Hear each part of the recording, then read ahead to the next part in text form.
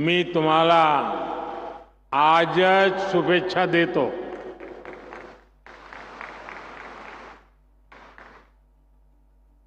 महाराष्ट्र के राज्यपाल श्री सीपी राधाकृष्णन जी, मुख्यमंत्री श्रीमान एकनाथ शिंदे जी, केंद्रीय मंत्रिमंडल के मेरे साथी, देश के कृषि मंत्री, ग्रामीण विकास मंत्री श्रीमान शिवराज सिंह चौहान जी, इसी धरती के संतान, मंत्रिपरिषद के मेरे साथी प्रतापराव जाधव, केंद्र सरकार में हमारे मंत्री श्री चंद्रशेखर जी, इसी धरती की संतान बहन रक्षा खड़से जी, उप मुख्यमंत्री श्री अजीत पवार जी, देवेंद्र फडणवीस जी, महाराष्ट्र सरकार के मंत्रीगण, सांसद और विधायकगण और विशाल संख्या में हमें आशीर्वाद देने के लिए आई हुई माताएं बहनें,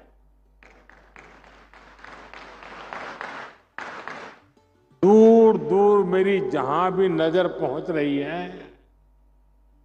ऐसा लग रहा है माताओं का महासागर उमड़ पड़ा है.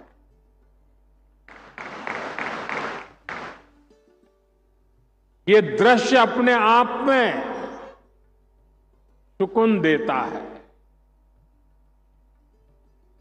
अपनी बात शुरू करने से पहले मैं नेपाल बस हादसे को लेकर अपनी पीड़ा व्यक्त करना चाहता हूं. इस हादसे में हमने महाराष्ट्र के जलगांव के अनेक साथियों को खोया है. मैं सभी पीड़ित परिवारों के प्रति संवेदना व्यक्त करता हूं. जैसे ही ये हादसा हुआ, भारत सरकार ने तुरंत नेपाल सरकार से संपर्क किया. हमने हमारी मंत्री रक्षाताई खड़से को तुरंत नेपाल जाने के लिए कहा.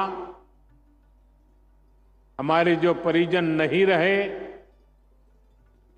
उनके पार्थिव शरीर को हम वायुसेना के विशेष विमान से वापस लाए हैं. जो घायल है उनका अच्छे से इलाज चल रहा है. मैं उनके जल्द स्वस्थ होने की कामना करता हूं. मैं सभी पीड़ितों को विश्वास दिलाता हूं कि उन्हें केंद्र और राज्य सरकार की ओर से पूरी मदद दी जाएगी. साथियों, आज लखपति दीदी का ये महासम्मेलन हो रहा है. मेरी सभी लाड़की बहन यहां बड़ी संख्या में उपस्थित है. आज यहां से देश भर के लाखों सखी मंडलों के लिए 6,000 करोड़ रुपए से अधिक की राशि जारी की गई है. लाखों बचत गटाशी जोडल्या गेलेल्या महाराष्ट्रातील आमच्या भगिनींना सुद्धा कोट्यवधी रुपयाची मदत मिळाली आहे. इस पैसे से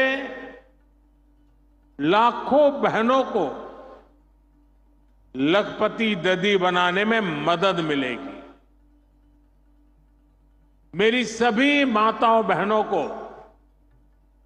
बहुत बहुत शुभेच्छा। साथियों, आप सभी में मुझे महाराष्ट्र की गौरवशाली संस्कृति और संस्कारों के भी दर्शन होते हैं और महाराष्ट्र के ये संस्कार भारत ही नहीं विश्व भर में फैले हैं। मैं कल ही अपने विदेश के दौरे से लौटा हूं। मैं यूरोप के देश पोलैंड गया था और वहां भी मुझे महाराष्ट्र के दर्शन हुए।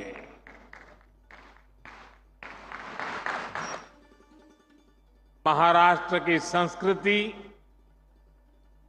यहां के संस्कारों के दर्शन हुए। पोलैंड के लोग महाराष्ट्र के लोगों का बहुत सम्मान करते हैं। यहां बैठकर के आप इसकी कल्पना नहीं कर सकते।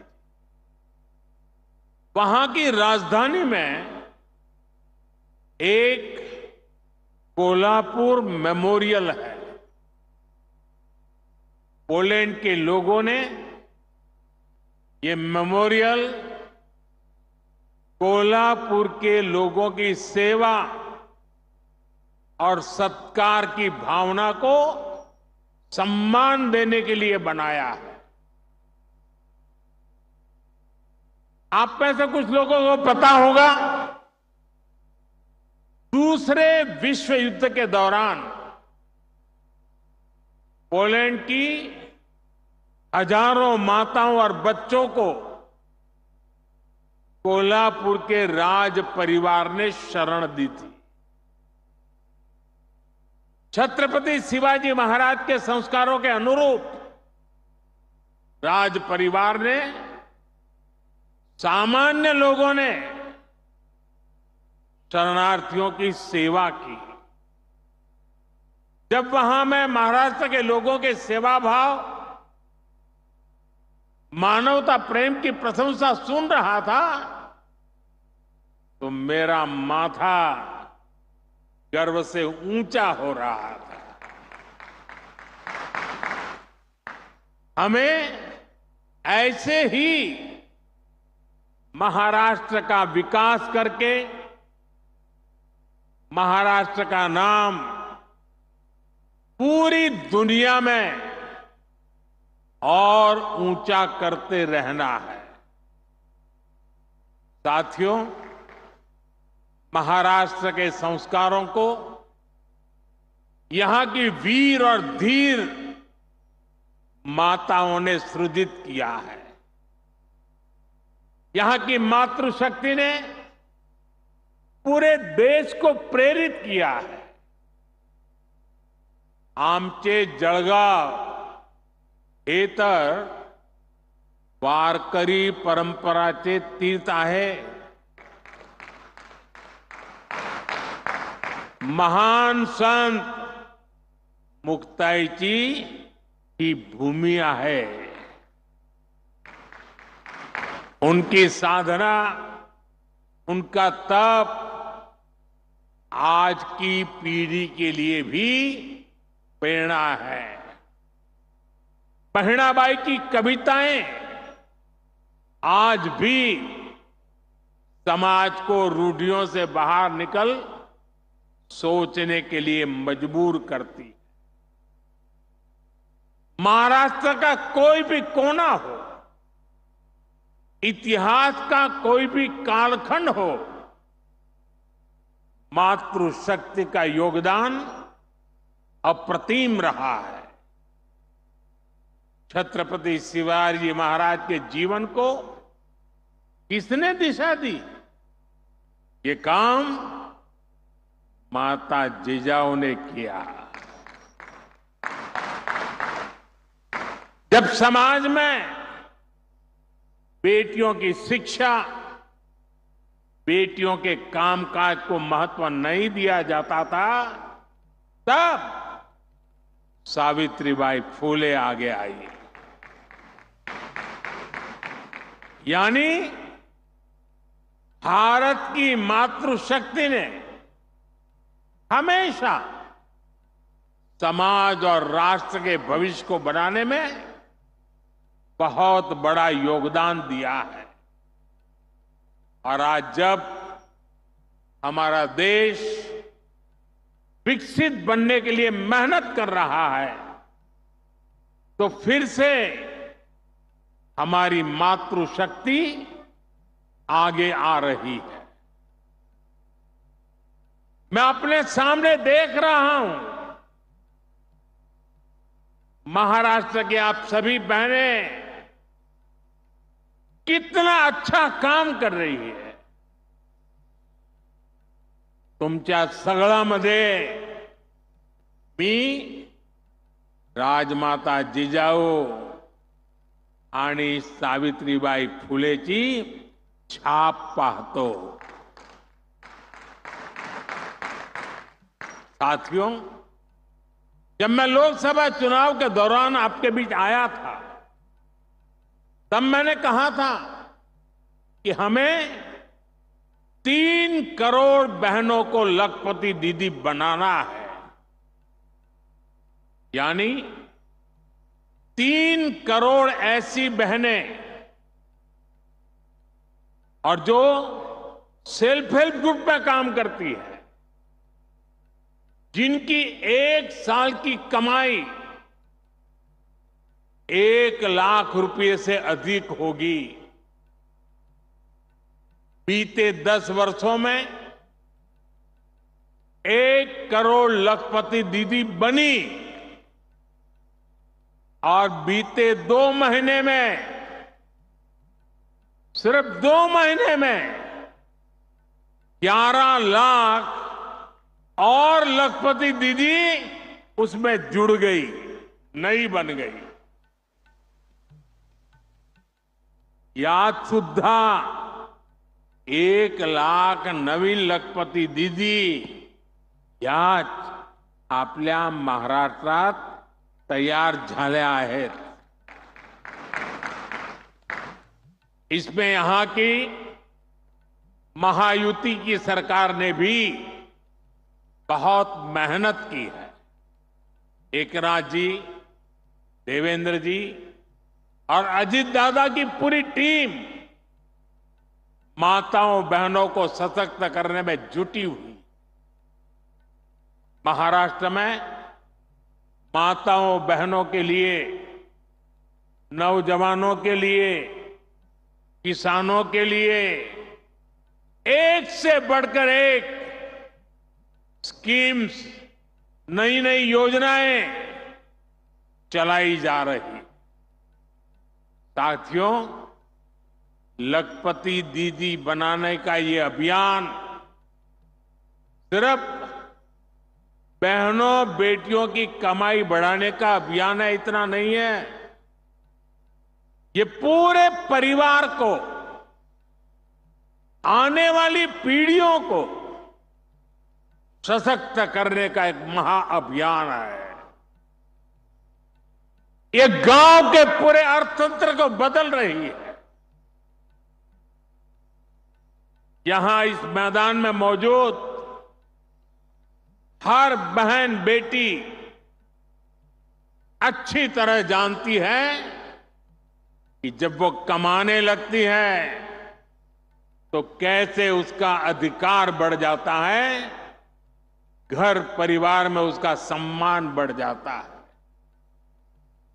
जब किसी बहन की कमाई बढ़ती है तो परिवार के पास खर्चने के लिए पैसे भी ज्यादा जुड़ते हैं। यानी एक बहन का भी लखपति दीदी बनना पूरे परिवार का भाग्य बदल रहा है। यहां आने से पहले मैं देश के अलग अलग कोने से आई हुई ऐसी बहनों के अनुभव सुन रहा था। सभी लखपति दीदियों के जो आत्मविश्वास था, और मैं कहता तो लखपति दीदी हूं, लेकिन उसमें सब कोई 2 लाख कमाने वाले थे, कोई 3 लाख वाले थे, कोई 8 लाख वाले भी थे। और ये पिछले कुछ ही महीनों में उन्होंने कमाल करके दिखाई है।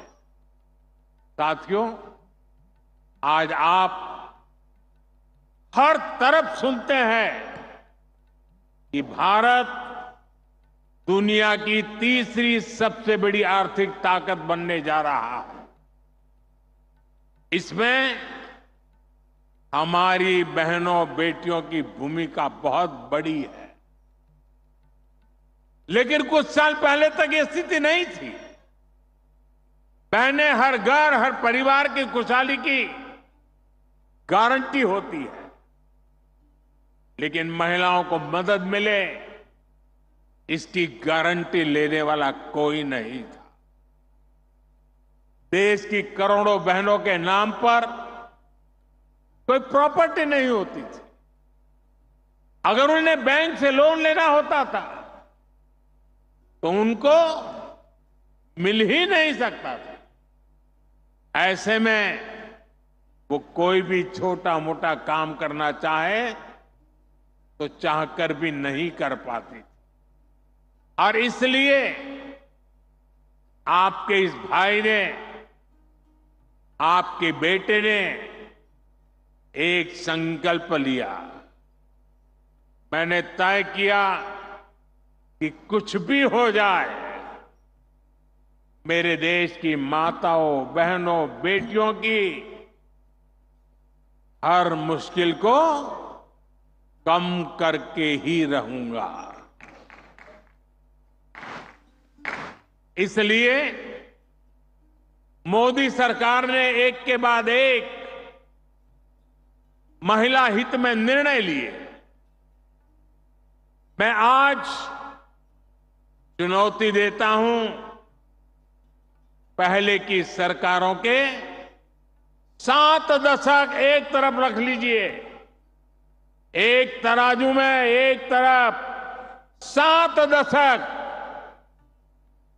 और दूसरे तराजू में मोदी सरकार के 10 साल तराजू में रख लिए जाए। जितना काम मोदी सरकार ने देश की बहनों बेटियों के लिए किया है, वो आजादी के बाद किसी सरकार ने नहीं किया है। साथियों, ये हमारी सरकार है जिसने तय किया कि गरीबों के जो घर सरकार बनाती है वो महिलाओं के नाम पर रजिस्टर हो। अभी तक जो 4 करोड़ घर बने हैं उनमें से अधिकतर महिलाओं के नाम पर है। अभी 3 करोड़ और घर बनाने वाले हैं। इनमें से भी अधिकतर घर हमारी माताओं बहनों के नाम ही होंगे, महिलाओं के नाम होंगे। दूसरा काम हमने बैंकों से जुड़ी व्यवस्था में किया।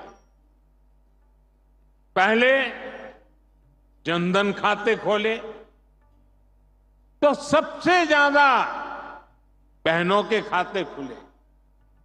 फिर मुद्रा योजना शुरू की। हमने बैंकों को कहा कि आप बिना गारंटी के लोन दो, और अगर गारंटी चाहिए तो मोदी मौजूद है। इस योजना की करीब 70% लाभार्थी माताएं बहनें हैं।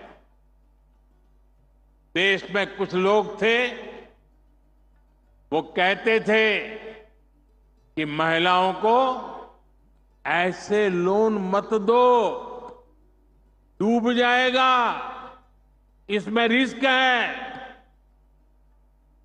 लेकिन मेरी सोच अलग थी। मुझे आप पर, अपनी मातृशक्ति पर, उनकी ईमानदारी पर, उनके कर्तृत्व पर पूरा भरोसा है। माताओं बहनों ने मेहनत की और ईमानदारी से लोन भी लौटाए। अब तो मुद्रा ऋण की सीमा हमने 20 लाख कर दी है। हमने रेहड़ी फुटपाथ पर काम करने वालों के लिए भी स्वनिधि योजना चलाई। इसमें भी बिना गारंटी का ऋण दिया जा रहा है। इसका भी बहुत बड़ा फायदा हमारी बहनों को, हमारी बेटियों को हो रहा है। हमारे विश्वकर्मा परिवार जो हस्तकला का काम करते हैं, इसमें भी बड़ी संख्या में हमारी बहनें जुड़ी हैं। उनकी गारंटी भी हमारी सरकार ने ली है। साथियों, पहले जब मैं सखी मंडलों की बात करता था, महिला सेल्फ हेल्प ग्रुप की बात करता था, तो बहुत कम लोग थे जो ये देख पाते थे कि इसका महत्व क्या है। आज देखिए, ये भारत के अर्थतंत्र की एक बहुत बड़ी शक्ति बनती जा रही है। गांव-गांव में, दूर सुदूर आदिवासी क्षेत्रों में सखी मंडलों से जो परिवर्तन आ रहे हैं, वो सबके सामने है। 10 साल में यह आंकड़ा भी बहुत बड़ा है। 10 साल में 10 करोड़ बहनें इस अभियान से जुड़ चुकी हैं और हमने इनको भी बैंकों से जोड़ा है। हमने उन्हें बैंकों से आसान और सस्ता ऋण दिया है। मैं एक आपको आंकड़ा देता हूं और ये सुनकर के आप जरूर चौंक जाएंगे और आपको शायद मन में गुस्सा भी आएगा, क्या मेरा देश पहले ऐसे भी चलता था क्या? साल 2014 तक, साल 2014 तक 25,000 करोड़ रुपए से भी कम,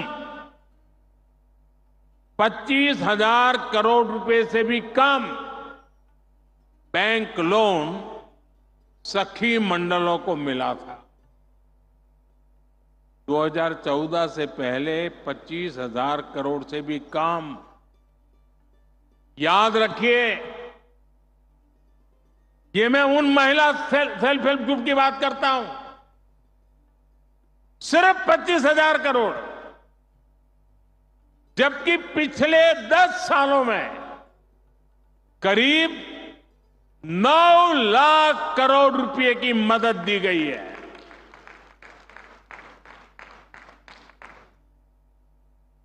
कहां 25,000 करोड़ और कहां 9 लाख करोड़।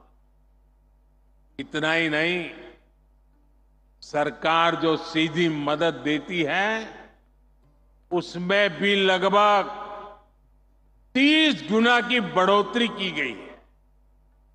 इसका परिणाम यह आया है कि आज गांव की हमारी बहनें अपनी आय भी बढ़ा रही है और देश को मजबूत भी बना रही है। और मैं फिर से कहता हूं, ये तो अभी ट्रेलर है।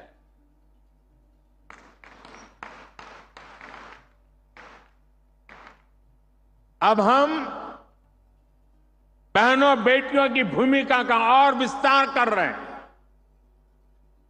आज 1.25 लाख से अधिक बैंक सखियां गांव-गांव बैंकिंग सेवाएं दे रही है। और अभी मुझे कुछ बहनें बता रही थी, 1-1 करोड़ रुपए का कारोबार करती है। अब हम बहनों को ड्रोन पायलट बना रहे हैं।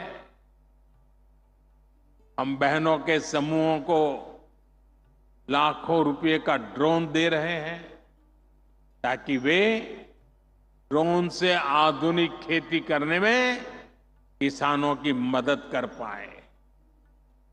हम 2 लाख पशु सखियों को भी ट्रेन कर रहे हैं ताकि वे पशुपालकों को मदद कर सके। यही नहीं, आधुनिक खेती के लिए, प्राकृतिक खेती के लिए भी हम नारी शक्ति को ही नेतृत्व दे रहे हैं। इसके लिए हमने कृषि सखी कार्यक्रम शुरू किया है।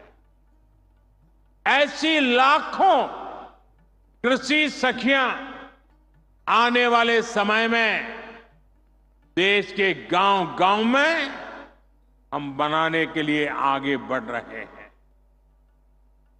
इन सभी अभियानों से बेटियों को रोजगार भी मिलेगा, उनका आत्मविश्वास भी बढ़ेगा और बेटियों के सामर्थ्य को लेकर समाज में भी एक नई सोच का निर्माण होगा। साथियों, अभी पिछले महीने ही देश का एक बजट आया है। इसमें माताओं, बहनों, बेटियों से जुड़ी योजनाओं के लिए 3 लाख करोड़ रुपए रखे गए हैं।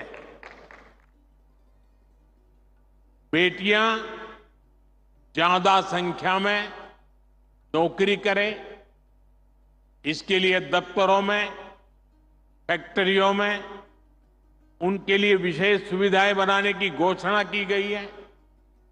रहने के लिए वर्किंग विमेन हॉस्टल की सुविधा हो, बच्चों के लिए क्रेच की सुविधा हो, इसके लिए केंद्र सरकार काम कर रही है। हमारी सरकार बेटियों के लिए हर सेक्टर खोल रही है जहां कभी उन पर पाबंदियां थी। आज तीनों सेनाओं में महिला अफसर तैनात हो रही है, फाइटर पायलट तैनात हो रही है, सैनिक स्कूलों में, सैन्य अकादमियों में बेटियों को दाखिला मिल रहा है। जो हमारी पुलिस फोर्स है, जो हमारे अर्धसैनिक बल है, उनमें बेटियों की संख्या में बहुत बड़ी वृद्धि हुई है। गांव में कृषि और डेयरी सेक्टर से लेकर स्टार्टअप क्रांति तक आज बड़ी संख्या में बेटियां बिजनेस मैनेज कर रही हैं। राजनीति में भी बेटियों की भागीदारी बढ़े, इसके लिए हमने नारी शक्ति वंदन कानून बनाया है। साथियों, माताओं, बहनों, बेटियों का सामर्थ्य बढ़ाने के साथ साथ उनकी सुरक्षा भी देश की प्राथमिकता है। मैंने लाल किले से भी बार बार इस विषय को उठाया है। आज देश का कोई भी राज्य हो, अपनी बहनों बेटियों की पीड़ा को, उनके गुस्से को मैं समझ रहा हूं। मैं एक बार फिर देश के हर राजनीतिक दल से कहूंगा, हर राज्य सरकार से कहूंगा कि महिलाओं के खिलाफ अपराध अक्षम्य पाप है। दोषी कोई भी हो, वो बचना नहीं चाहिए। उसको किसी भी रूप में मदद करने वाले बचने नहीं चाहिए। अस्पताल हो, स्कूल हो, दफ्तर हो या फिर पुलिस व्यवस्था, जिस भी स्तर पर लापरवाही होती है, सबका हिसाब होना चाहिए। ऊपर से नीचे तक मैसेज एकदम साफ जाना चाहिए। ये पाप अक्षम्य है। अरे सरकारें आती रहेगी, जाती रहेगी, लेकिन जीवन की रक्षा और नारी गरिमा की रक्षा इस समाज के रूप में भी और सरकार के रूप में भी हम सबका बड़ा दायित्व है। साथियों, महिलाओं पर अत्याचार करने वालों को कड़ी से कड़ी सजा देने के लिए हमारी सरकार कानूनों को भी लगातार सख्त कर रही है। आज इतनी बड़ी संख्या में देश की बहनों बेटियां यहां है, तो इसलिए मैं विशेष तौर पर आपको बताना चाहता हूं। पहले शिकायत आती थी कि समय पर एफआईआर नहीं होती, सुनवाई नहीं होती, मुकदमों में देर बहुत लगती है। ऐसी अनेक अड़चनों को हमने भारतीय न्याय संहिता में दूर कर दिया है। इसमें एक पूरा चैप्टर महिलाओं और बच्चों के साथ होने वाले अत्याचार के संबंध में बनाया गया है। अगर पीड़ित महिलाओं को थाने नहीं जाना है तो वो घर बैठे एफआईआर दर्ज करा सकती है। हमने ये भी पक्का किया है कि एफआईआर से थाने के स्तर पर कोई टाल मटोल या फिर छेड़छाड़ नहीं कर पाएगा। इससे तेजी से जांच करने और दोषियों को कड़ी सजा मिलने में भी मदद मिलेगी। साथियों, नए कानूनों में नाबालिगों से हुए यौन अपराधों पर फांसी और उम्र कैद की सजा का प्रावधान किया गया है। बेटियों के साथ शादी के नाम पर भी धोखे के कई मामले आते रहे हैं। पहले इसके लिए कोई स्पष्ट कानून नहीं था। अब भारतीय न्याय संहिता में शादी के झूठे वादों और छल को भी साफ साफ परिभाषित किया गया है। मैं आपको विश्वास दिलाता हूं, केंद्र सरकार महिलाओं के खिलाफ अत्याचार रोकने के लिए हर तरीके से राज्य सरकारों के साथ है। हमें भारत के समाज से इस पाप की मानसिकता को मिटाकर ही रुकना होगा। इसलिए साथियों, आज भारत विकसित होने के रास्ते पर आगे बढ़ रहा है और उसमें महाराष्ट्र की बहुत बड़ी भूमिका है। महाराष्ट्र विकसित भारत का एक चमकता सितारा है। महाराष्ट्र दुनिया भर के निवेशकों के लिए आकर्षण का केंद्र बनता जा रहा है। महाराष्ट्र का भविष्य ज्यादा से ज्यादा निवेश में है, नौकरी के नए अवसरों में है। आणि महायुतीचे सरकार म्हणजे गुंतवणूक आणि नोकरीची गॅरंटी आहे। महाराष्ट्र को आने वाले कई कई वर्षों तक महायुति की स्थिर सरकार की जरूरत है। महाराष्ट्र को महायुति की ऐसी सरकार की जरूरत है जहां उद्योगों को प्रोत्साहित कर सके। महाराष्ट्र में ऐसी सरकार की जरूरत है जो नौजवानों की पढ़ाई, कौशल और नौकरी पर बदल दे सके। मुझे पूरा भरोसा है कि महाराष्ट्र की स्थिरता और समृद्धि के लिए यहां की माताएं बहनें आगे बढ़कर मेरा साथ देंगी। मुझे आप बहनों पर पूरा भरोसा है। एक बार फिर महाराष्ट्र की युति सरकार के कामों को भारत सरकार की तरफ से हर प्रकार की मदद का आश्वासन देते हुए आप सबको बहुत बहुत शुभकामनाएं देता हूं।